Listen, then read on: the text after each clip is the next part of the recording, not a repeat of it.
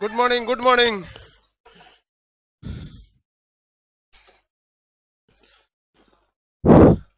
यहाँ का आवाज दो, यहाँ का। Good morning, good morning. बनाइए, क्वेश्चन बनाइए आप लोग।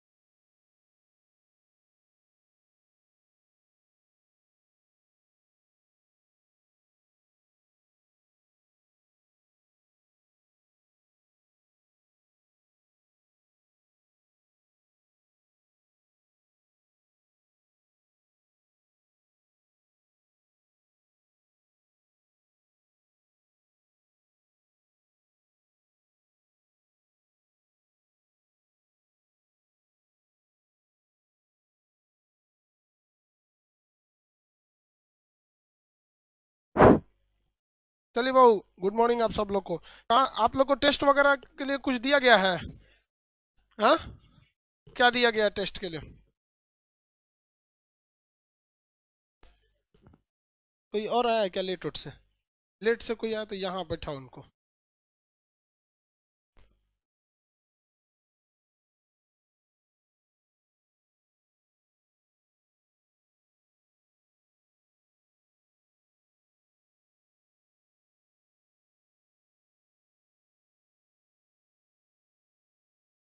बबनी, यहाँ खड़ा हुई।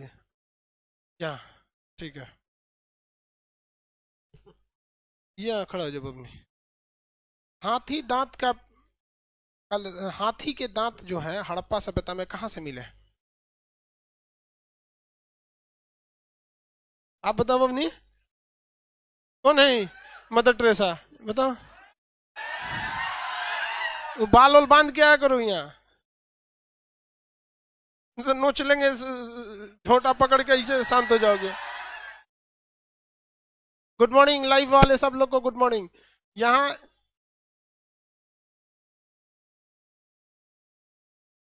आप दोनों लोग का पिटाना कंफर्म है। लाइव वाले थोड़ा सा रुक जाओगे, लड़कियां सब लेट आई हैं, जो धो देते हैं पहले। आप बताओ बबनी, हाथी के दांत कहाँ से मिले?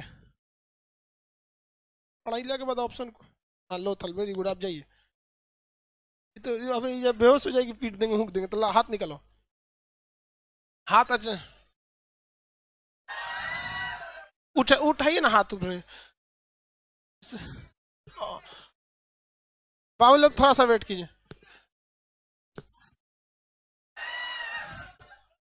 हाथ निकालिए और ऊपर। ऐसे लग जाएगा ना, तो इसी से मारे थे सब, पता है किसको? अंग्रेज सब, लाला लाजपत राय को।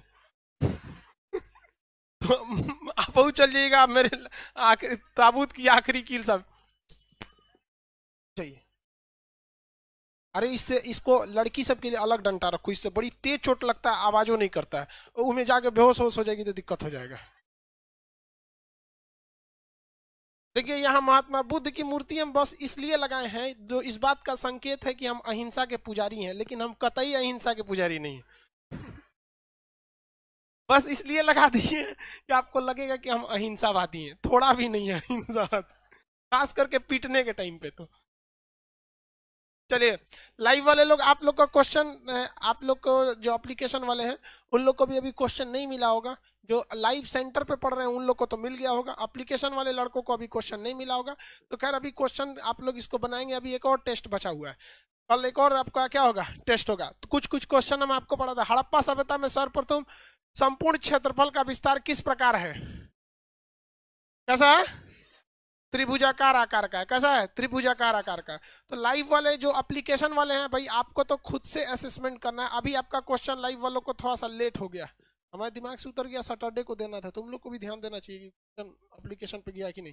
तो थोड़ा आज पढ़ा देते हैं, अब फिर डिस्कशन करा देंगे, क्योंकि लाइव पटना वालों को क्वेश्चन मिल गया है और एप्लीकेशन वालों को अभी नहीं गया है।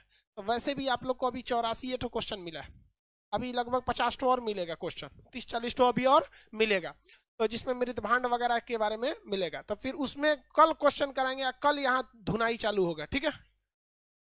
लड़की के लिए अलग फट्ठा का बना रहे हो, लकड़ी का, समझ में गया। ये सब के लिए तो लड़का पिटाने के लिए पैदे हुआ है, देख रहे हो सब कितना खुश है, सब पिटाने के लिए पैदा हुआ।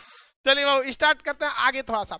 हमने आपको इतिहास के 2 कालखंडों के बारे में बताया। एक कालखंड उसे कहा गया जिसके बारे में कोई लिखित स्रोत नहीं था, समझ आई ना क्या। अरे एप्लीकेशन वाले राम राम गुरुजी, अरे राम राम बाबू, सब लोग ठीक है। एप्लीकेशनों में एक से गुड मॉर्निंग है कहेगा, तो अब तक लगभग 3000 सब गुड मॉर्निंग कर दिया भाई, हम गुड मॉर्निंग बोल दिए, ठीक है। इंग्लिश एप्लीकेशन के इंग्लिश चीज बाबू, एप्लीकेशन वाले ध्यान दीजिए, जिन लोगों को इंग्लिश पीडीएफ चाहिए ना, उनको English PDF chapter by chapter मिलेगा, एक साथ नहीं मिल पाएगा। कल इंग्लिश पीडीएफ सिंधु सभ्यता तक डलवा दीजिएगा, ठीक है। वो हमने एक ट्रांसलेटर रख दिया है, उसको हिंदी से इंग्लिश ट्रांसलेट करता है, फिर उसको आप लोग को डाल देगा, ठीक है। आज से सारा क्लास होगा एप्लीकेशन पे भी। हम लोग इतिहास के थोड़ा सा इस पे चलते हैं जहां तक आप लोग को समझाया गया था। बताइए तो प्राग ऐतिहासिक किसे कहा गया?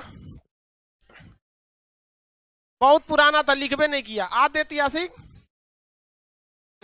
और एक तो क्या हो गया ऐतिहासिक, ऐतिहासिक हिस्टोरिकल टाइम। ये क्या था? प्रोटो हिस्ट्री, ये था प्री हिस्ट्री। इसके बारे में हम बहुत सारा डिटेल से बता दिए, इसमें मृदभांड बताए थे, इसी के अंदर आपका पाषाण काल, पूरा पाषाण काल, नव पाषाण काल, मध्य पाषाण काल, ताम्र पाषाण काल, ये सब 75 तो चीजें आई थी सब इसके अंदर। रुकी तरह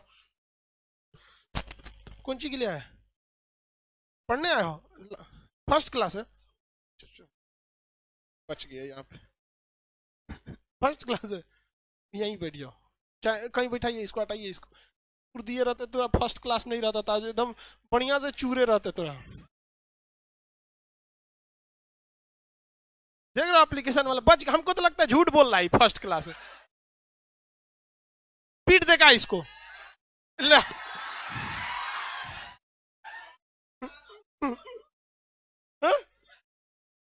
दौड़ा के पीट देते हैं।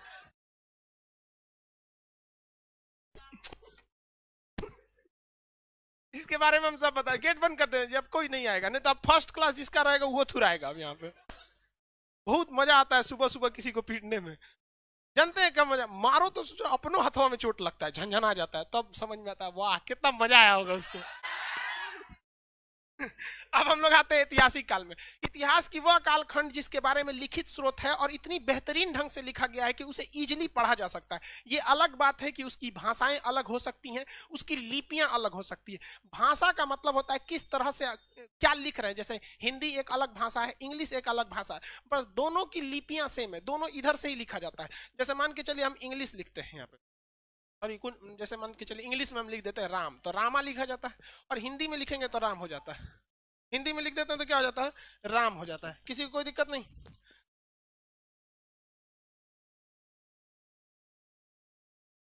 बैच में एप्लीकेशन वाले लड़कों को, ठीक है, एप्लीकेशन वाले लड़कों को क्या कीजिए? कहां से आवाज आ रहा है? कौन सा सेंटर है? लाइव सेंटर वाले लोग, आप जो भी डिस्ट्रिक्ट वाले हैं, आप लोग अपना माइक आवाज कम रखा कीजिए, वहां से म्यूट किया कीजिए, यहां तक आवाज आ जाती है, ठीक है, उसको मत। आवाज नहीं जा रहा है पीछे? देखिए हिंदी में भी इंग्लिश में भी राम और इधर में भी राम, तो दोनों को तो इधर से ही लिखेंगे, तो दोनों की लिपि कैसी है? खरोष्टी है। लेकिन उर्दू इधर से लिखा जाता है, रोमन ऊपर नीचे लिखा जाता है, तो भाषा अलग हो सकती है, लिपि अलग हो सकती है, लेकिन दोनों के बारे में आदमी आराम से पढ़ लिया है। तो ऐसे कालखंड को हम क्या कहते हैं? ऐतिहासिक काल। इस ऐतिहासिक कालखंड को पढ़ने के तीन मुख्य रूप से स्रोत है। एक आपका क्या हो सकता है? पुरातात्विक स्रोत। पुरातात्विक मतलब जो हर समय मिलते आए हैं, इसमें भी पुरातात्विक मिला है, इसमें भी पुरातात्विक मिला है, इसमें भी पुरातात्विक मिला है, तो पुरातात्विक स्रोत। दूसरा हो सकता है इसके अंतर्गत कुछ विदेशी यात्री आए होंगे, जैसे चाइना से पढ़ने आया था फाहियान। चाइना से पढ़ने कौन आया था? फाहियान। कितने लोग बता सकते हैं यहां क्लास में कि फाहियान किसके शासन काल में आया था? एप्लीकेशन वाले कितने लोग बता सकते हैं? एप्लीकेशन वाले लड़के कितने लोग बता सकते हैं कि फाहियान किसके शासन काल में आया था? चलिए बहुत ठीक है, चंद्रगुप्त द्वितीय। थोड़ा सा आप लोग ये करा हुएन सांग के शासन काल में, रे बकलवा अरे हुएन सांग तो खुद चाइना का था, वो खुद उसके बाद आया था, तो कह रहा हुएन सांग के शासनकाल में याद है एकदम। ऐसा ही एक तो लड़का था, उसको हम कहें कि जाओ ना एक काम करना, तुम पानी ले, एक तो स्टाफ था मेरा पहले, तो उससे कहें कि पानी लेते आना, तो मिनरल वाटर ले आना, इन्हें कि नल का कहीं लेके आना। दुकान पे गया तो भूल गया, कह रहा है कि हमको वाटर प्रूफ पानी चाहिए कान सर मांगे अब दुकानदार भी कंफ्यूज हो गया, कान सर मांगे इसका मतलब कोई नया नया पानी आया होगा, वाटर प्रूफ पानी मांग रहा है नहीं, विज्ञान का हाथ पैर तोड़ देगा तो वाटर प्रूफ पानी। वैसे ही चंद्रगुप्त वायुयान किसके शासन में, तो हैन सांग के शासन में। तो एक चीज हमें मिल सकता है, पूरा तात्विक स्रोत, पूरा तात्विक स्रोत। दूसरा मिल सकता है हमें विदेशी यात्री। क्या मिल सकता है, विदेशी यात्री। विदेशी यात्री आते हैं, वो भी बहुत चीजों के बारे में लिख के चले गए रहते हैं, वहां अपने यहाँ पे बनाते हैं। दूसरा हो सकता है हमारे खुद के देश का लिटरेचर, साहित्य। उस समय साहित्य थे ही, क्योंकि उस समय फिजिक्स केमिस्ट्री वगैरह तो ज्यादा चीज था नहीं, लेकिन हाँ क्या चीज चाहते थी, साहित्य। तो हमको ऐतिहासिक स्रोत को पढ़ने के कई रास्ते हो गए सब, किसी को कोई दिक्कत नहीं है यहाँ पर साहित्यिक स्रोत में। तो हम लोग पहले क्या देखते थे, पुरातात्विक स्रोत। जब पुरातात्विक देख लेंगे तब क्या देखेंगे, विदेशी यात्री का विवरण। उसके बाद हम क्या देखेंगे, साहित्यिक स्रोत। कौन सा, साहित्यिक स्रोत। तो हम यहाँ अलग से एक क्या लिख देते हैं, ऐतिहासिक। ऐतिहासिक, ध्यान से देखिए एप्लीकेशन वाले, लाइव वाले सब लोग, ऐतिहासिक स्रोत का कहीं डिवाइडेशन देख लीजिएगा। पहला क्या भैया, पूरा तात्विक स्रोत। दूसरा विदेशी यात्री, विदेशी यात्री, ये लोग आए हैं। तीसरा क्या है, साहित्य। क्या हो गया, साहित्य। अब ये साहित्य जो होता है ना, साहित्य का मतलब होता है लिटरेचर। ये लिटरेचर दो तरह से होते हैं सब, ये धर्म से रिलेटेड होगा या फिर क्या होगा भाई, बिना धर्म से रिलेटेड होगा। तो एक चीज हो सकता है ये, या तो ये क्या हो, धार्मिक हो, या ये गैर धार्मिक हो। या धर्म से होगा धार्मिक किताब, या एक कौन सा जाएगी, गैर धार्मिक। गैर धार्मिक, जैसे एक बात बताइए आपका, धार्मिक किताब में गीता, पुराण, ये सब क्या आ जाते हैं सर, धार्मिक हो जाते हैं सर। लेकिन अगर वही अर्थशास्त्र की बात करिएगा जिसे चाणक्य ने लिखा था, तो क्या चाणक्य का अर्थशास्त्र को हम धार्मिक किताब कहेंगे, नहीं। उसमें तो राज्य की नीतियों के बारे में चर्चा किया गया। तो कौन सा हो गया भैया, गैर धार्मिक और धार्मिक, दो तरह से हो जाएगा। तो गैर धार्मिक में तो कुछ सोचना ही नहीं है। कालिदास जो किताब लिखे हैं वो तो धार्मिक किताबें थोड़ी ना लिखा है, उन्होंने क्या लिखा है, गैर धार्मिक किताबों को लिखा है। जबकि धार्मिक किताबों की बात करेंगे तो प्राचीन काल में भाई साहब 2 या 3 गो धर्म थे सब, एक जैन धर्म, बौद्ध धर्म, हिंदू धर्म। हिंदू धर्म सबसे प्राचीन। तो इसमें 2 तरह के धर्म आ जाएंगे, या तो ये हो जाएगा ब्राह्मण धर्म। कौन सा, ब्राह्मण। ब्राह्मण धर्म मतलब क्या हो जाता है, हिंदू धर्म। हिंदू धर्म में सारा क्रियाकलाप ब्राह्मण लोगों को ही तो करना है। देखते हैं ब्राह्मण लोगों में भी कई कैटेगरी होती है, मिश्रा, दुबे, श्रीवास्तव तो ब्राह्मण में नहीं आते हैं, दूसरे होते हैं, लाला जी लोग होते हैं सर, हाँ वो ब्राह्मण हो गए। या तो फिर वो क्या हो गए, गैर ब्राह्मण। कौन सा, गैर ब्राह्मण। गैर ब्राह्मण, गैर ब्राह्मण में कौन कौन आ जाएंगे भैया उस समय, जैन धर्म और बौद्ध धर्म। जैन और बौद्ध, जैन धर्म और बौद्ध धर्म, किसी को कोई दिक्कत नहीं, जैन धर्म और बौद्ध धर्म। तो ये भी हम लोग को पढ़ना पड़ेगा। यहीं पे थोड़ा सा देखिए, यहाँ हमको जैन धर्म के बारे में नहीं पढ़ना है, ना ही हमें यहाँ बौद्ध धर्म के बारे में पढ़ना है। यहाँ हमें जैन धर्म और बौद्ध धर्म की जो किताबें हैं, साहित्य है, उसके बारे में पढ़ना है। और यहाँ पर हमें ब्राह्मण धर्म यानी हिंदू धर्म नहीं पढ़ना। हिंदू धर्म हम पढ़ाएंगे कुछ पैसा, हिंदुस्तान में हिंदू धर्म पढ़ाने की जरूरत थोड़ी है, यहाँ पे तो 80% मेजोरिटी तो हिंदू धर्म को ही फॉलो करती है। अब इसमें हमें क्या करना है, किताबों के बारे में पढ़ना है। क्या कौन कौन सी किताबें, महाभारत, रामायण, पुराण, दुनिया भर की चीजें। गीता अलग से कोई किताब नहीं है, गीता एक महाभारत का ही हिस्सा है, महाभारत का क्या है, हिस्सा है, किसी को कोई दिक्कत नहीं। तो इसमें आरण्यक हो जाते हैं, वेद हो जाते हैं, ऋग्वेद, सामवेद, यजुर्वेद, फिर 5वां वेद हो जाता है, वेद के उपवेद आ जाते हैं, वेद के ज्ञाता आ जाते हैं। 1-2 क्वेश्चन इस एरिया से क्या हो जाता है, पूछ दिया जाता है। दिमाग में आपके स्ट्रक्चर बैठा कि नहीं बैठा, किसी को कोई दिक्कत नहीं। सर म्यूट नहीं हो रहा है, अरे बेवकूफ कहीं का, तुम लोग को म्यूट करने के लिए थोड़ी कर रहे हैं एप्लीकेशन वालों को, अपन म्यूट करके बैठल हो। भाई एप्लीकेशन वाले लोग ध्यान दो, क्लास चार्ट डिजाइन से चलता है, टोटल 4 डिजाइन से। पटना में एक हॉल नंबर 1 है, यहाँ के लड़कों को कोई दिक्कत नहीं, यही थुराते हैं सब, मेन यही थुराते हैं सब। फिर पटना में हॉल नंबर 2-3 के लड़के हैं, जब हॉल नंबर 1 में जगह नहीं बचता है तो वो 2-3 में चले जाते हैं। 2 हो गया। तीसरा होता है लाइव सेंटर, अलग अलग डिस्ट्रिक्ट, जैसे कैमूर हो गया, नवादा हो गया, आपका जहानाबाद, झारखंड का बोकारो, भागलपुर, सहरसा, बहुत ज्यादा ऐसे, जमुई हो गया, बिहार शरीफ हुआ, ये सब जगह पे ये लाइव सेंटर है। इनको एक सुविधा ये है कि ये माइक से क्वेश्चन पूछ सकते हैं, लेकिन अगर इनका माइक ऑन रहेगा तो वहां का हल्ला उल्ला यहाँ आने लगेगा। तो हम उनको बोल रहे हैं कि जो लाइव सेंटर वाले हैं वो अपना माइक ऑन कर ऑफ रखे। इस एप्लीकेशन वाला अपन एप्लीकेशन वालों कोई दिक्कत नहीं करेगी, सर काले दिख रहे हैं, अरे लाइटवा कहाँ है? हाँ चल, तो ध्यान नहीं देता है।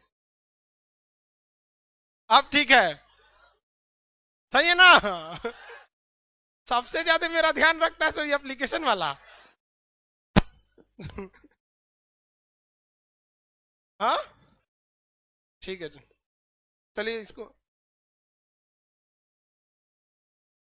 वाइट में ज्यादा ठीक रहा है।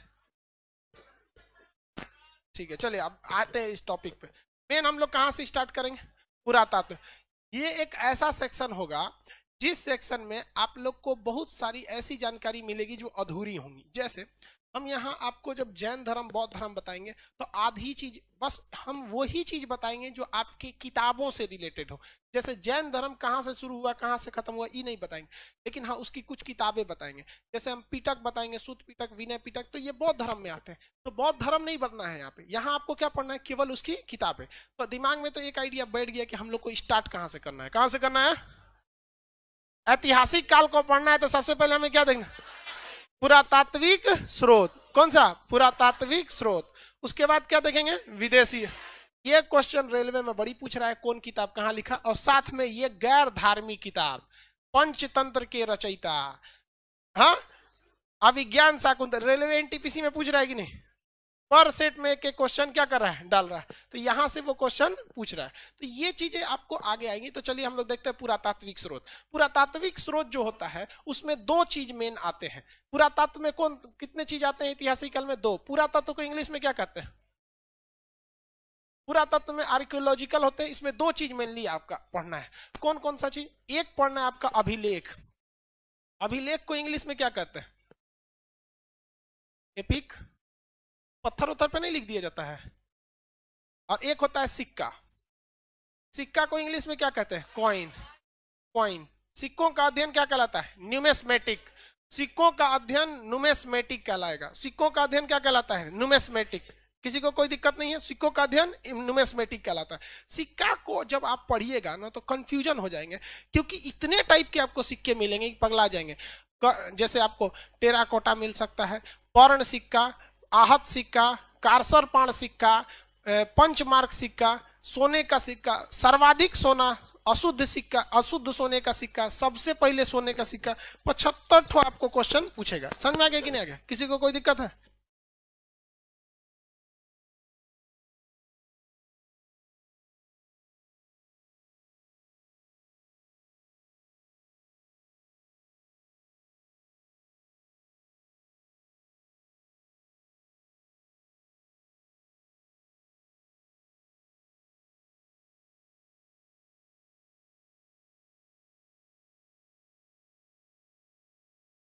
देखिए बहुत ध्यान से, सिक्के का अध्ययन क्या हो गया? न्यूमेस्मेटिक। अब सिक्कों को आप पढ़ेंगे तो कंफ्यूजन में हो जाएंगे, इसलिए बेटर ये है कि हम सिक्कों का अध्ययन किस आधार पर करें कि किसके समय कौन कौन से सिक्के थे। तो बेसिकली आपको सिक्कों के बारे में हम देखिए, एक था आपका सबसे पुराना सिंधु सभ्यता। तो एक ये देख लेना है कि सिंधु सभ्यता के वक्त में कौन सिक्के थे। दूसरा काल बहुत बड़ा चला था सिंधु सभ्यता के बाद, मौर्य काल। मौर्य काल के बाद एक काल आया था जिसका नाम था यूनानी काल, ये भी थोड़ा बहुत चला था। इसके बाद आया था कुषाण काल, तो कुषाण काल भी थोड़ा सा लंबा चला था। कुषाण के बाद आया था गुप्त काल। गुप्त काल तो बहुत लंबा चला था। आज जो हिंदू धर्म देख रहे हैं ना, आज के वक्त का जो हिंदू धर्म देख रहे हैं, ये सेम गुप्त काल का देन है। उसी समय से हिंदू धर्म के त्योहारों को मनाना व्यवस्थित ढंग से चालू किया गया। हम ही नहीं करें कि हिंदू धर्म गुप्त काल से चालू हुआ। बात समझ रहे हैं? कुछ कुछ लोग भाई धार्मिक चीज पे बहुत ज्यादा पकड़ने लगते हैं, ऐसे काहे बोले भाई, आप विद्यार्थी आप समझिए, बाकी बेरोजगारों के लिए चीज है ये नहीं है। हमको ये समझ में नहीं आता है, जिसको ये चीज समझ में नहीं आता है वो ये सब चीज देखता क्यों है? अब भाई एक वीडियो बना रहे थे जिसमें हम ये बोले कि कश्मीर का मुद्दा यूएनओ में अटका हुआ है। एक आदमी शिकायत करने आए कि आपको समझ नहीं है, शिक्षक है आप, क्या बात है भाई? फिर जब मोदी जी कह दिए कि 370 हट गया तो फिर आप क्यों कह रहे हैं यूएनओ में अटका है? हम कह ले सूरत एक लेवल कहाँ है हमारा ना समझ में आ रहा है भाई। 370 हमारे इंटरनल, अभी भी तो वो यूएनओ में अटका ही हुआ है, नहीं अटका है। आप लोग को इंटरनेशनल रिलेशन में पढ़ाएंगे तो ये चीजों को ध्यान से रखना है। हमको ये काल, अब आपको ये काल पता ही नहीं है क्योंकि आपको आगे पढ़ना है, तो थोड़ा बहुत आपको क्या होगा, प्रॉब्लम आएगा। ठीक है, देखिए ध्यान से, यहां पर सबसे पहला हम ये देखते हैं कि सिंधु सभ्यता में मिट्टी के सिक्के थे। मिट्टी के सिक्का को क्या कहा गया? टेराकोटा। क्या कहा गया? टेराकोटा। मिट्टी के सिक्के टेराकोटा। देखिए हमेशा ये याद किया जाता है कि सिक्के किस काल में मिले। इतिहास में इस तरह से सिलेबस भी डिजाइन किया गया है कि कौन सिक्का कहां मिला, लेकिन आपको ये तरीका याद करेंगे तो दिक्कत हो जाएगा।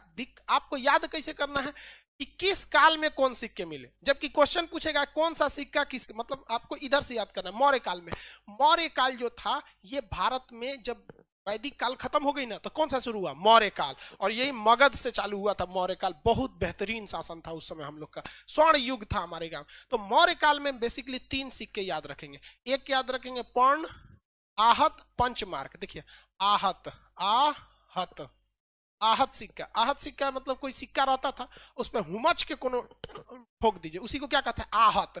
हुमच के मारता था सब ताकि ऊपर मोहर वोहर कुछ बन जाए। तो आहत सिक्का पहला सिक्का था जिसपे कोई ना कोई डिजाइन बनाया गया था, जबकि टेराकोटा के समय ये सब कुछ नहीं था। तो आहत सिक्का था। इस सिक्का में 5 धातुओं को अक्सर मिलाया जाता था, इसलिए इन्हें पंचमार्क सिक्का कहा गया। क्या कहा गया? पंचमार्क। कौन सा सिक्का? पंचमार्क सिक्का। इस समय पर्ण नामक एक सिक्के का प्रयोग होता था। कौन सा सिक्का? पर्ण नामक। इसमें चांदी के कुछ अंश मिले होते थे, ये पूरी तरह चांदी का नहीं था, पूरी तरह से चांदी का ये नहीं था। किसी को कोई दिक्कत? आगे बढ़ जाए। पंचमार्क सिक्का, आगे बढ़े। चलो बाबू देखो ध्यान से, हम ये हो गया आपका मौर्य काल का सिक्का। तो सिक्का बताइए, तो सबसे पहले सिंधु सभ्यता, पहले आपको ये याद रखना है फिर यहां आगे बढ़ना है। सिंधु सभ्यता में कौन सा सिक्का? उसके सिंधु सभ्यता के बाद कौन सा काल आएगा? मौर्य काल। क्या ये डायरेक्ट मौर्य काल आएगा? नहीं, अभी बहुत सारा सीक्वेंस है, हम सिक्कों के हिसाब से बता रहे हैं आपको। अभी तो हमने हिस्ट्री पढ़ाई नहीं, हम तो डायरेक्ट सिक्के पे आ गए। मौर्य काल में कितने सिक्के याद रखेंगे? कौन कौन सा? आहत सिक्का, पंचमार्क और पर्ण। एक्चुअली में आहत सिक्का और पंचमार्क दोनों अलग अलग नहीं है। 5 धातुओं को अगर आप एक में मिलाएंगे, 5 मेटल्स को एक में मिलाएंगे तो क्या ऐसे कहेंगे ए लोहा, एल्युमिनियम, तांबा, चांदी मिल जाओ मिल जाओ, मिलेगा? अरे उसका कूच काच करना पड़ेगा कि नहीं करना पड़ेगा?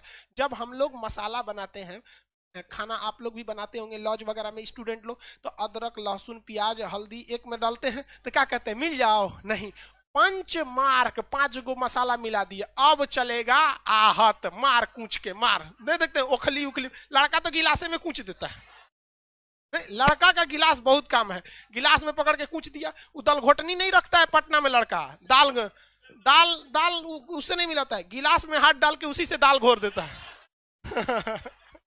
तो आहत सिक्का, तो भाई पंचमार्क और आहत को बहुत डिफरेंस देख के मत याद रखिएगा, लेकिन इसको थोड़ा सा और एडवांस बनाया गया था। किस चीज के हिसाब से भाई?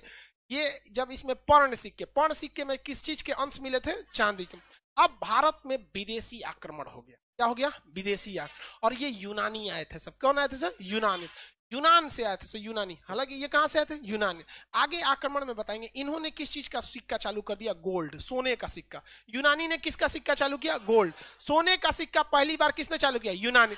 लेकिन इन्हें यूनानी नहीं कहा जाता है, इन्हें इंडो ग्रीक कहा जाता है, हिंद यूनानी। क्या कहा जाता है? हिंद कि यूनान से आए जरूर थे लेकिन बस गए थे भारत में। यूनान से आए जरूर थे लेकिन बस गए थे भारत में। जिस तरह से आप देखेंगे महमूद गजनबी आया, लूट के लेकर चला गया। मोहम्मद गौरी लूट कर लेकर चला गया। मुगल भी आए, सब हमला किए सब, लेकिन उन लोग लूट कर लेके भागने के स्थान पर यहीं पर बसने वाला काम कर दिया। देखिए बस गया सब ज्यादातर यहीं पे, मुगल काल वाला सब। तो वैसे ही यूनानी थे सब, यूनानी आए थे, आक्रमण किए थे, लेकिन यहीं बस गए थे, इसलिए उन्हें क्या कहा गया? हिंद यूनानी। हिंद यूनानी। इंग्लिश वाला क्या कहता है? Indo Greek. Indo Greek. तो भारत में पहली बार सिक्का किसने, सोने का सिक्का, हिंद यूनानी। आप यूनानी कहिए या फिर हिंद यूनानी। पहले तो भैया यूनानी था ना, बाद में आके बस गया तो क्या हो गया, हिंद यूनानी। समझ में आ गया कि नहीं? हम भी तो पटना में आके कंप्लीट बस गए, पटनैया हो गया। पटना के लोग को पटनैया बोला जाता है, पटनिया। यहाँ भाषा भी गजब टाइप की है पटना में। ऐती लुआ बाबू एक तो मेरा स्टाफ पटना का था, उसकी मम्मी फोन करती थी, बाबू क्लास बंद हो गया खान सर का, अब आ जाओ। क्या कहता था, आ रहे नहीं, ऐती लुआ। भाषा होती है हर जगह की, कोई बात नहीं, भाषा सबकी अच्छी होती है, बस समझना चाहिए। अब देखिए कुषाण आए सब, कोई भी चीज में कंपटीशन बहुत तेजी से होता है। कुषाण वाले आए सब एकदम प्योर सोने का सिक्का चालू किए, प्योर गोल्ड, शुद्ध सोने का सिक्का किसने चालू किया, कुषाण। शुद्ध सोने का सिक्का कुषाण, शुद्ध सोने का सिक्का, शुद्ध सोने का सिक्का कुषाण। आगे बढ़ जाए, शुद्ध सोने का सिक्का कुषाण। अब कौन आ गए सब भैया, गुप्त वाला। भाई साहब इसमें सबसे ज्यादा देखिए, अगर कहेगा कि सबसे ज्यादा सोने का सिक्का कौन चलाया, तो गुप्त वाला। इस ससुरा लगा सब सर्वाधिक, मार छाप सोना छाप, एकदम धड़ाधड़ सोने का सिक्का चालू करने लगा। तो जब भी किसी चीज की क्वांटिटी को आप बढ़ा देते हैं तो क्वालिटी कंट्रोल करना थोड़ा मुश्किल हो जाता है। बहुत ज्यादा चीज, थोड़ी सी सब्जी बनाइएगा बड़ा टेस्टी बनता है, और वही हुमच के सब्जी बनाइएगा तो क्या होता है, खराब हो जाता है। नहीं देखते हैं, थोड़ा सा टेस्ट उतना क्या हो जाता है, खराब हो जाता है। तो वही हो गया यहाँ पे, सर्वाधिक सिक्का किसने चालू किया, गुप्त। तो भैया जब सर्वाधिक चालू करेंगे तो अशुद्ध हो ही जाएगा। क्या हो जाएगा, अशुद्ध हो जाएगा। क्या हो गया, अशुद्ध। तो ये लोग ने क्या कर दिया, सर्वाधिक सोने का सिक्का चालू किए थे, लेकिन वो सिक्का कैसा हो गया था, अशुद्ध हो गया था। तो सिक्का कैसा हो गया, अशुद्ध हो गया। किसी को कोई दिक्कत नहीं ना, ठीक है। कोई भी चीज को ज्यादा करिएगा तो अशुद्ध नहीं हो जाएगा। जैसे मान के चलिए, अगर आप दिल्ली के क्लास में रहेंगे,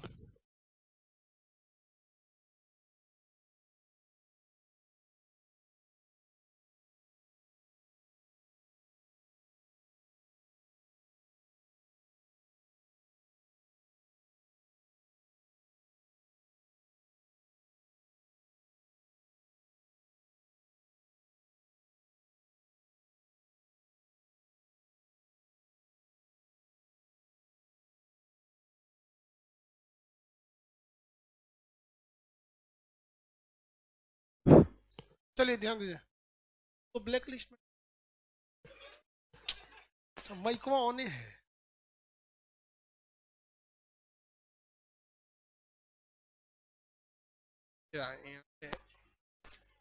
चलिए, अरे बहुत इतना आदमी फेमस होने के बाद कॉल बहुत ज्यादा आने लगती। चलो ध्यान दीजिएगा, सर्वाध, तू लोग तो खाली गलते सोच लेता है, उस सब का हम लोग अब बुढ़ा गया आदमी, तू लोग हम लोग देखता है ना, दाढ़ी कटवाने का गढ़ रहा है, हम सोचे संडे जैसा दिन पार हो गया बनवा लेते हैं आदमी। हम लोग वो सब दिन पार कर गए। हम लोग के पास जो उनके पास कॉल आता है तो सोचता है ओ ये कॉल आ गया अफसर के, पगला सब यहाँ पे। तू लोग कौन चीज इतिहासकार बनेगा लोग। शुद्ध सोने का सिक्का, ये देखिए शुद्ध सिक्का कुषाण, सर्वाधिक सोना अशुद्ध सोना, हाँ गुप्त। कौन सा, गुप्त। किसी को कोई दिक्कत नहीं है, आगे बढ़ जाए। इसके बाद देखते हैं हम लोग यहाँ पर, इन्होंने भले एक गलती किया, अशुद्ध चलाया, लेकिन इन्होंने चांदी का सिक्का चलवाया। कौन सा, चांदी का सिक्का। कौन सा, चांदी का।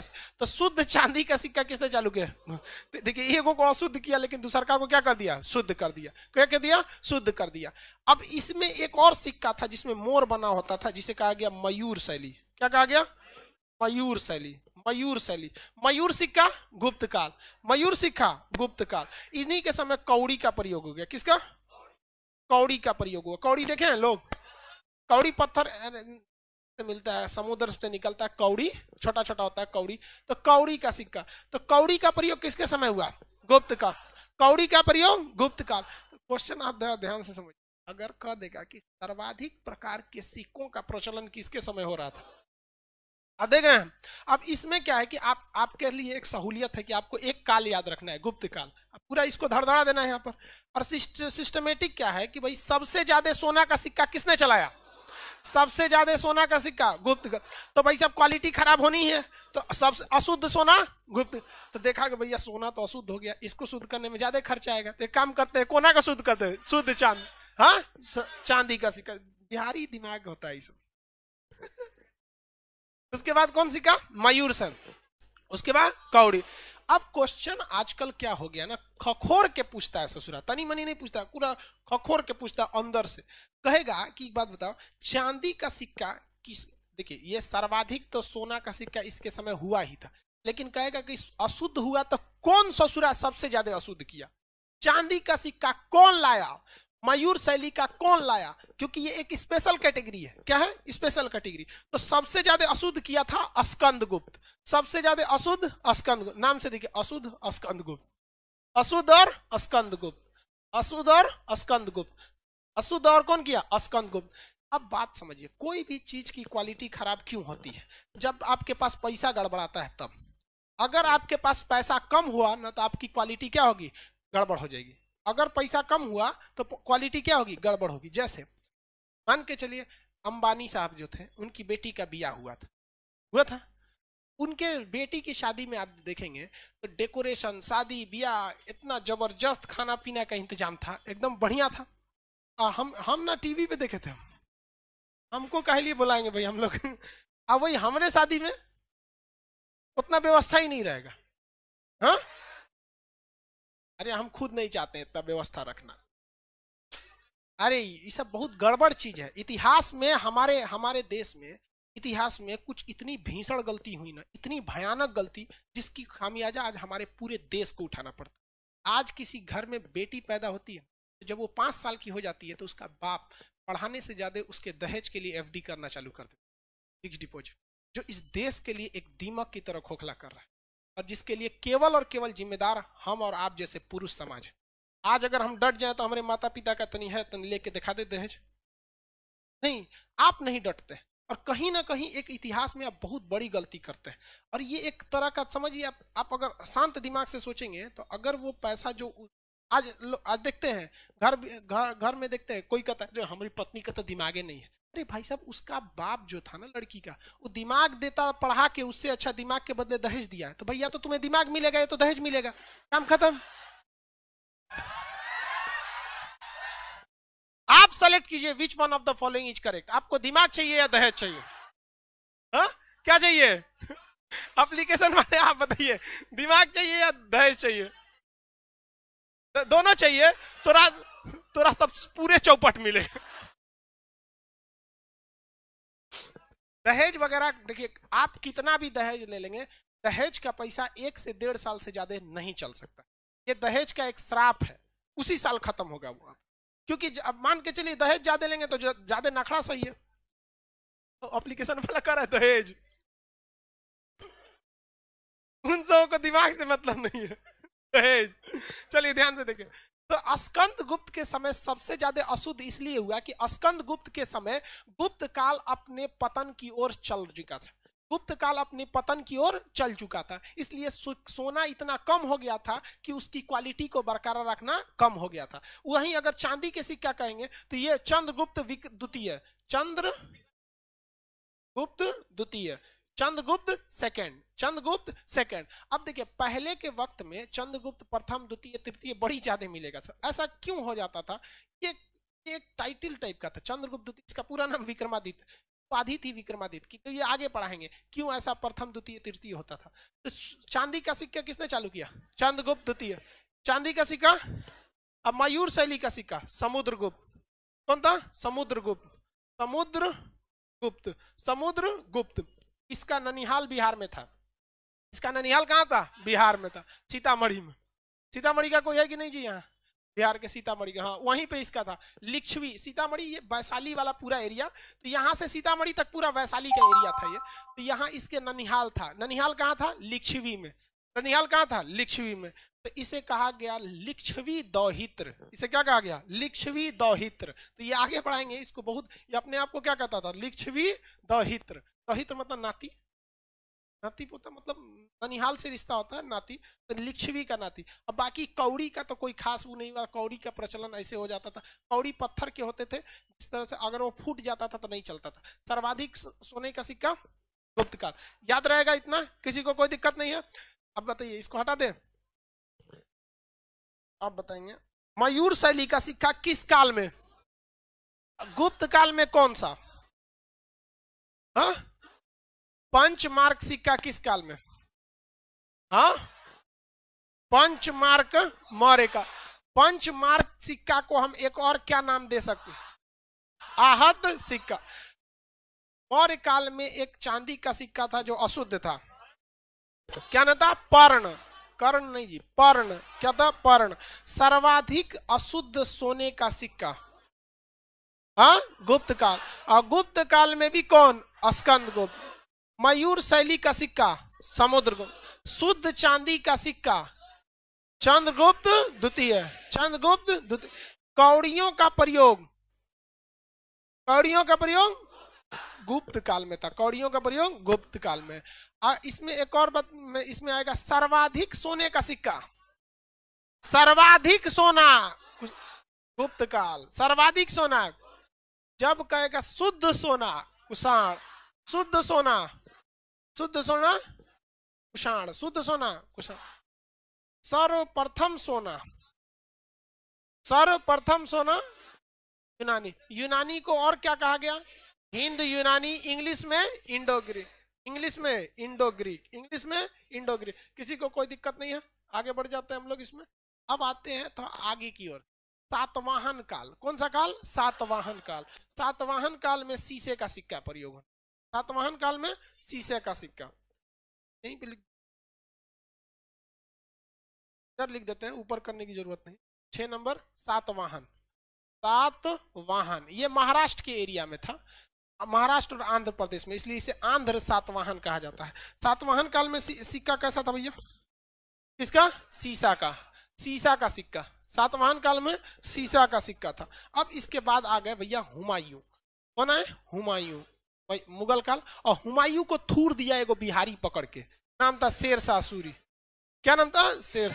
पकड़ के एकदम अच्छा से इना चूर दिया उनको। बहुत अपने आप को घमंडी समझता, बाबर के लड़के। अरे सचुरा बाबर झाबर नाम का आजकल लोग कुत्ता पाल रहा है लोग, बाबर का। और वो बिहार में आके तान रहा है बाबर का लड़का है हुमायूं। ये बिहारी था शेरशाह सूरी। एक पता था ये बाबर का लड़का झाबर जो है ये बाढ़ कभी देखा नहीं है, बाढ़ कभी नहीं देखा था। ये हुमायूं कभी बाढ़ देखा ही नहीं था। आई चल आया बिहार में लड़ने। ये सचुरा आधा लड़का न बातचीत, जो लड़का पैदा होता है ना बिहार में, बाढ़ वाला एरिया में, मामा नाना कहना बाद में सीखता है, पहले वो समझ जाता है बाढ़ क्या होता है। बहुत विकट परिस्थिति है बिहार में। अब ये चल आया बिहार में लड़ने, शेरशाह सूरी उसको घेर लिया, कहा कि रुक जाओ, अगस्त का महीना आने दो, ऐसे बाढ़ आएगा कि बाढ़ में दह गया हुमायूं। ये बोका था। अरे भाई बाढ़ आया है तो भागो, तो ऊंचा जगह भागो ना, गंगा में कूद गया। पूरा बैल था। मतलब यही होता है कि अगर बाप की संपत्ति, छोड़ी हुई संपत्ति आपको मिलेगी ना, तो बहुत ज्यादा आप नहीं कर सकते, भेड़ा होंगे। जैसे हम लोग का जो बाल बच्चा आएगा ना, महाकमीना होगा ससुरा, पूरा बैल होगा, ओकरा कोई दिक्कत तो होगा नहीं। हम तो ओकरा पहले बांस लेके मारेंगे ससुरा, बांस से बांस, नहीं तो हुमायूं हो जाएगा वो, क्योंकि उसको कोई चीज का टेंशन ही नहीं है वहां। तो हुमायूं को क्या, बाढ़ में कूद गया। अब बेचारा डूब रहा था, तो उस बाढ़ में बिहारी न मछली मार रहा था। सोचिए, जिस बाढ़ में राजा दह गया, उसकी फौज दह गई, उस बाढ़ में बिहारी मछली मार रहा था, और मछली मारा, बस हुमायूं फंस गया। कह रहे ससुरा ये कहां से आया रे इसको? तो उसको जान बचाया कौन? बिहारी नाम का एक सिहाबुद्दीन नाम का मल्लाह था। कहा रे बकलो तुम तो इमे कौन जी कर रहा है? करा हम इमे थोड़े आए थे, शेरशाह सूरिया मारा, हमारा भागे का जगह नहीं था, कूद गए। तो वही बचाया उसको। कहा हम आपको एक दिन के लिए राजा बना देंगे। क्या करेंगे? एक दिन के लिए। जैसे एक दिन के लिए उत्तराखंड में बनी ना मुख्यमंत्री, एक दिन के लिए। खैर उन लोग का बहुत बड़ा पद नहीं होता है, मतलब कोई डिसीजन बहुत नहीं ले पाते, एक सांकेतिक रूप इन्होंने भी किया। तो बहुत होशियार था, इसने कहा चमड़ा का सिक्का चला दीजिए। इसका चमड़ा का सिक्का चला दीजिए। अब ये कितना होशियार था, चमड़ा का चालू करा दिया, क्योंकि इतिहास में अजर अमर हो गया। अगर मान के चलिए कोई और सिक्का चालू किया रहता, धन दौलत मांगा रहता, तो धन दौलत मांग के हम इतिहास में आज थोड़े पढ़ाते सिहाबुद्दीन को। लेकिन उसने क्या किया, अपना नाम इतिहास में जोड़वा लिया। वो चमड़ा का सिक्का एक दिन में छपने में खत्म हो गया, कोई खास नहीं हुआ। अब इधर शेरशाह सूरी आया, कहा कि थुरा के गया है ना, देख हम तेरा लिए सिक्का चलाते हैं। इसने 3 कैटेगरी के सिक्के चालू किए, मीडियम, अमीर और गरीब। मीडियम, अमीर और गरीब। गरीब के लिए चालू किया दाम। क्या चालू किया? दाम। क्या चालू किया? दाम। मीडियम लोग के लिए चालू किया रुपया। क्या चालू किया? रुपया। और अमीर के लिए चालू किया असरफी। क्या चालू किया? असरफी। असरफी सोने की होती थी। असरफी किसकी होती थी? सोने की। रुपया इसने चालू कर दिया चांदी का, मीडियम लोग। और दाम चालू किया तांबा का। तो गरीब लोग किसका प्रयोग करते थे? दाम। गरीब लोग, मीडियम लोग, रुपया। अमीर लोग, किसी भी समाज में सबसे ज्यादा संख्या जो होती है वो मीडियम वालों की होती है। देखिए गरीब तो बहुत लोग कहते हैं ना हम गरीब हैं, एक्चुअली वो मीडियम में आते हैं। और सबसे ज्यादा बेचारे तकलीफ उठाते हैं मीडियम कैटेगरी। बेचारा ना किसी से कुछ कह सकते हैं, ना मांग सकते हैं, ना कुछ। भाई जो अत्यंत गरीब है तो बोल सकता है, समाज की उसके प्रति सहानुभूति भी रहती है। अब बेचारा जो मीडियम कैटेगरी के रहते हैं वो बेचारे बोल भी नहीं बोल पाते। हालांकि समाज में शुरू से ही ये ढांचा रहा है अमीर गरीब मीडियम वाला। तो इसने कितना बेहतरीन काम किया। दाम किसका बनाया था? तांबा का। दाम किसका बना दिया? रुपया। असरफी, ये है बिहारी बुद्धि। और इसने पाटलिपुत्रा का नाम क्या रख दिया था? पाटलिपुत्रा का नाम पटना। कौन रखा जी? शेरशाह। इतना नहीं पता। रुपया किसने चालू किया? शेरशाह। तो आज हमारा राष्ट्रीय मुद्रा क्या है? रुपया। तो गर्व है कि भाई साहब ये रुपया एक बिहारी ने चालू किया है कि नहीं? अच्छी बात है। यहाँ सबको लिए गर्व की बात है। देखिए लेकिन बात समझिए, आज के वक्त में बिहारी लोग अपना क्रेडिबिलिटी गिराते जा रहे हैं। बाहर के वक्त में, बाहर के लोग इनको बदमाश की नजर से देखते हैं, बहुत बदमाश है। ये आप लोग का काम है ना, आप इसको सुधारिए। बदमाश आप लोग अभी भी अपने पूर्वज का ढोते रहते हैं, जैसे हुमायूं ढो रहा था, हमरे बाबूजी बाबर फुरा के चल गए। वैसे आप लोग भी अपने पूर्वजों को ढोके रहते हैं कि आर्यभट्ट यहीं का था, शेरशाह सूरी यहीं का था, अशोक यहाँ। पूर्वज को काहे लेके ढोते हैं? आप क्या हैं? आपका पूर्वज का इतिहास सर्वश्रेष्ठ रहा है, मगध यहीं से चालू हुआ था, नो डाउट इसमें। लेकिन अभी आज देखिए, आज के वक्त में कोई इधर 21वीं सदी की कोई एग्जांपल दीजिए ना जो बहुत बड़ा उस तरह का हो सके। नहीं हो पाता। पूर्वज को लेके नहीं ढोना चाहिए। तो यहां समझ में आ गया ये क्या हो गया? दाम, रुपया, असरफी। याद रहेगा, दाम, रुपया और असरफी। दाम, रुपया और असरफी। एगो एप्लीकेशन पे कह रहा है किस चीज की कमी है आज बिहार में।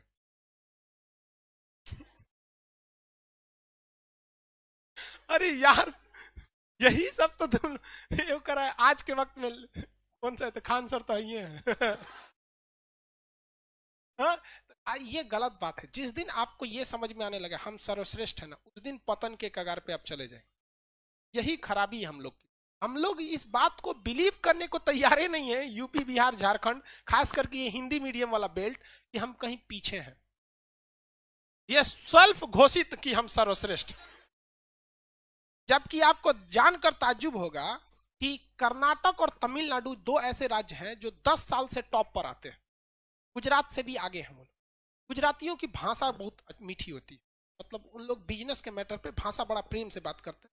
गुजराती में एक खासियत होती है, अगर कोई गुजराती आपको एक वॉशिंग मशीन गए किसी गुजराती से खरीदने, उसने कहा कि ये वॉशिंग मशीन हम आपको 11,000 रुपये में देंगे, सपोज कीजिए, और एक दो दिन आप बात कर लिए कि कल लेंगे, तो कहा कोई बात नहीं परसों ले लीजिए। ऐसे नहीं, अगर आप उससे 2 दिन बात कर लिए ना, इतना मीठा बात करेगा कि उसके दुकान के बगल का अगर कोई दुकानदार अगर आपको 10,000 में देगा ना, तो आप इसको नहीं लेंगे, इसको ले लेंगे, 1,000 महंगा ले लेंगे। इतना प्रेम से बोलता है समझो बिजनेस के मैटर में, जिसका कोई हद नहीं। गुजराती अब बिजनेस में वो लोग धोखाबाजी नहीं करता है। हाँ, आप हॉल नंबर 2-3 के जो लड़के होंगे वहां पे चिमनी लगा होगा एक, हवा से लड़ता, गुजरात से आया था। उसने बेचारा इतना मतलब ईमानदार थे सर कि गुजरात से भेजा तो लॉकडाउन लग गया, 4 महीना रास्ते में अटक गया। तो 4 महीना तक बेचारा कॉल करते रहा, खान साहब पहुंचा कि नहीं? अभी नहीं पहुंचा, कोई बात नहीं, बराबर बराबर मैं कॉल करता रहूंगा बराबर। हाँ उन लोग की भाषा बड़ा मीठी होती है। तो कर्नाटक और तमिलनाडु के लोग हमेशा टॉप पे रहते हैं, लेकिन कभी वो तरनाते नहीं गया हम कर्नाटक, बेंगलोर, सिलिकॉन वैली बहुत आगे, देखे नहीं। अगर उतना पटना में हुआ रहता ना, तो सिलिकॉन वैली, पटना, बिहारी। तो ये हमारा काम है, हम इसे क्या कर रहे हैं, अपने आप को रियलाइज करें। अगर कमी होती है तो भी हम उसे क्या कर सके, सुधार सके। चलिए यहां देखते हैं। अभी सबसे ज्यादा इसमें आप बताइए तो किसका प्रयोग हुआ होगा? सबसे ज्यादा प्रयोग किसका था? रुपया का प्रयोग से भी ज्यादा किसका था? दाम का। यहाँ पर हो ऐसे जनरली देखने को था तो रुपया भी चला था, लेकिन जनरली क्या था? दाम का प्रयोग था। इसलिए बिहार में आज भी ना किसी चीज का लोग रेट पूछने जाते हैं ना, तो नहीं पूछते हैं कि इसका रेट क्या है, प्राइस कितना है, पूछता है कितना दाम है इसका। अरे भाई साहब दाम बंद हो गया है। लेकिन आज भी बिहारी क्या पूछता है? दाम पता करके आओ। तो पहले दाम होता था, अमरूद जैसे 1 किलो अमरूद लेना है ना तो कहता 2 गो दाम, तो 2 गो तांबा का सिक्का दे दीजिए तो 2 दाम हो गया। पूछता था दाम कितना है तो 2 गो दाम दे दीजिए उसको तांबा का। लेकिन आज भी बिहारी लोग क्या कहता है, दाम पता करके आओ। दाम अभी क्या हो गया, बंद हो गया। सिक्कों का अध्ययन क्या कहलाता है, न्यूमेस्मेटिक, सिक्कों का अध्ययन। चलिए अब आप बता सकते हैं, इसको मिटा दे, क्वेश्चन पूछे। सातवाहन काल में कौन सा सिक्का, कौड़ियों का प्रयोग सर्वप्रथम गुप्त काल में। सबसे पहले सोने का सिक्का हिंद यूनानी या यूनानी, शुद्ध सोने का सिक्का, शुद्ध सोने का सिक्का कुषाण काल में। शीशे का सिक्का सातवाहन काल में। किस मुगल राजा के काल में चमड़े का सिक्का का प्रयोग हो, हाँ हुमायूं। हुमायूं, इसको कौन थूर दिया था, डूब गया था गंगा में। अब भागा ना यहाँ से निकल के, बिहारी सूट के बहुत बदमाशी में आगे रहा बेचारा, दह के भागा कैसे हो, तो के कानपुर दौड़ा के मारा था। कानपुर के पास एक जगह है कन्नौज, वहां ले दौड़ा के मारा था। और उसके बाद मारा तो भाग गया भारत छोड़ के ईरान। ईरान गया तो एगो लड़की फंसा लिया, और टिप के ऐसा लड़की फंसाई कि ओकर भाई हुई नहीं था। नवारसा वाला जमीन मिल गया, पैसा मिल गया, तब आके भारत में हमला किया। बहुत बड़का कचरा था। मुगल काल मध्य काल में यही सब होगबे करता था, कौन कोना को फंसा लिया, कौन दूसरे को फंसा लिया। बकलोलवा, कोना को देख रहा है तुम, अपना शकल देखा है शक्ति कपूर।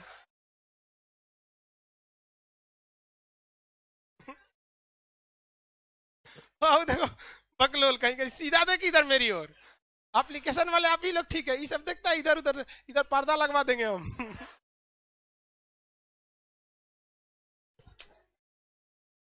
लड़की सब आप मास्क जरूर लगा के आओ लोग।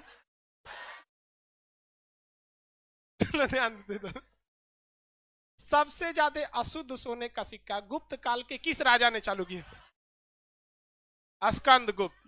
मयूर शैली का सिक्का गुप्त काल के किसने किया, मयूर शैली का सिक्का समुद्र।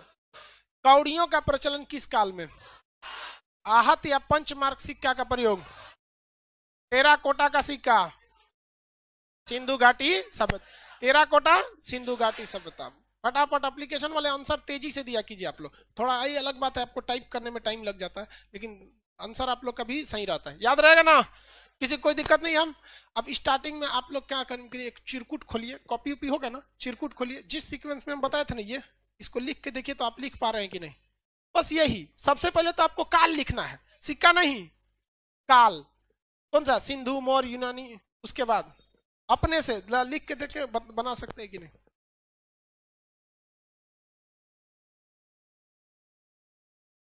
अरे काय लिए दिखा दे एक बार, हम तो लिखा हुआ तो है आपके मटेरियल में, नहीं लिखा है, दिखाइए उसमें।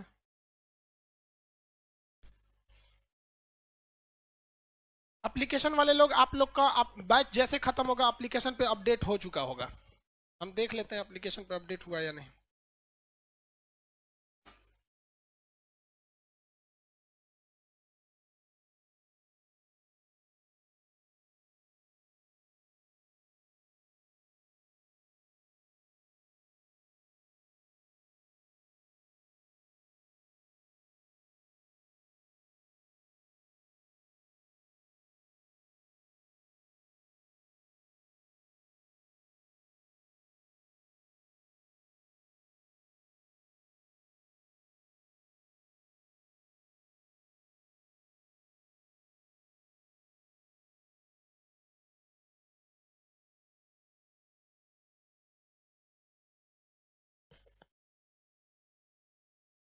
फटाफट बनाएंगे एप्लीकेशन वाले, आप लोग भी फटाफट बताएंगे।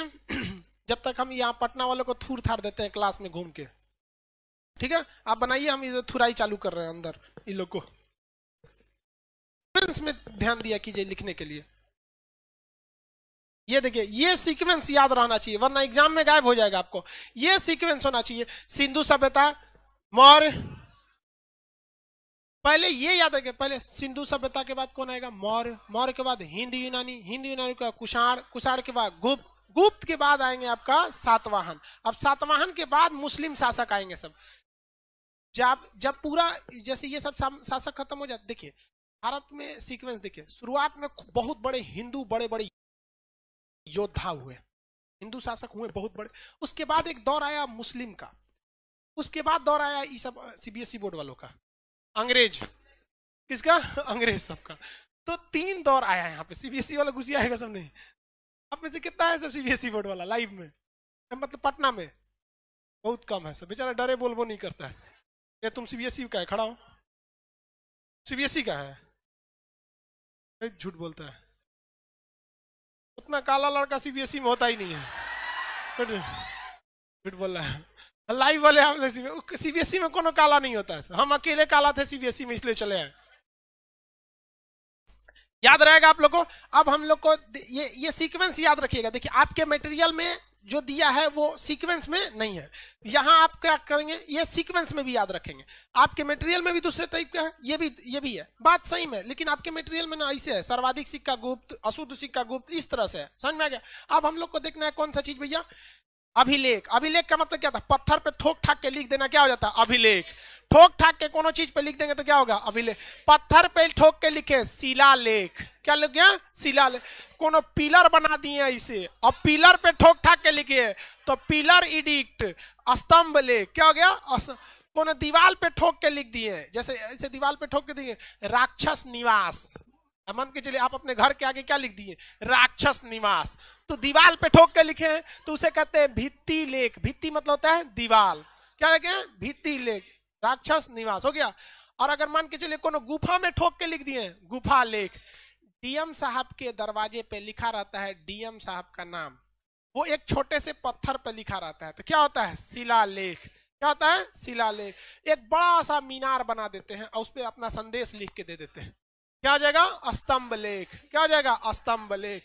तो पिलर इडिक्ट हो सकता है, पत्थर पे लिखेंगे तो रॉक इडिक्ट हो सकता है, दीवार पे लिखेंगे तो वॉल इडिक्ट हो सकता है, गुफा में लिखेंगे तो केव इडिक्ट हो सकता है, अंग्रेजी में पत्थर पे तो शिलालेख। क्या हो गया? शिलालेख।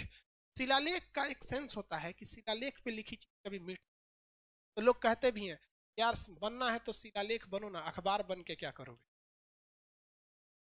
अखबार का अहमियत केवल 24 घंटे, किसी को पिछले दिन का अखबार देंगे तो, लेकिन अखबार की भी बहुत बड़ी अहमियत है। कहते हैं मैं अखबार हूं, मेरी औकात ही क्या है, लेकिन शहर को जलाने के लिए मैं अकेला ही काफी। और हमारे देश की मीडिया शर्म आनी चाहिए 142वें नंबर, उससे अच्छा तो हमारा रैंकिंग 8वां नंबर। चलिए अब कल मिलेगा, कल अभिलेख के बारे में पढ़ेंगे। लाइव वाले लोग कल क्लास करेंगे, ठीक है? गर्ल्स लोग निकलेंगे, कल टेस्ट भी होगा। हाँ कल नहीं, कल तो थर्सडे के दिन नक्शा का नया बैच होगा, वो सब बता देंगे आपको। लाइव वाले लोग अब मिलेंगे अगले क्लास।